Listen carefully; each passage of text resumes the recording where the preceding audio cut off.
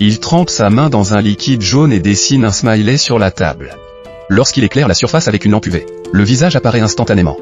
Réalisant que la méthode fonctionne, Ben plonge une pièce d'argent dans le liquide, la place dans une boîte cadeau et l'envoie anonymement au directeur du musée.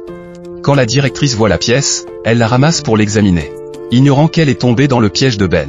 Pendant ce temps, le partenaire de Ben entre dans le musée déguisé en touriste.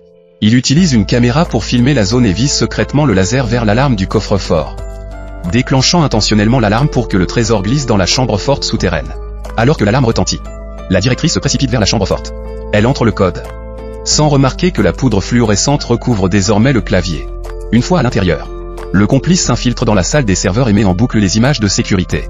Plus tard, Ben s'introduit dans un gala muséal et tend un verre à la directrice. Après qu'elle a pris une gorgée, Ben reprend le verre. Il se dirige directement vers les toilettes pour prélever ses empreintes sur le verre.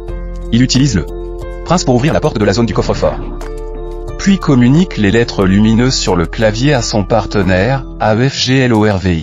Son partenaire saisit les lettres dans un ordinateur et craque rapidement le code du coffre.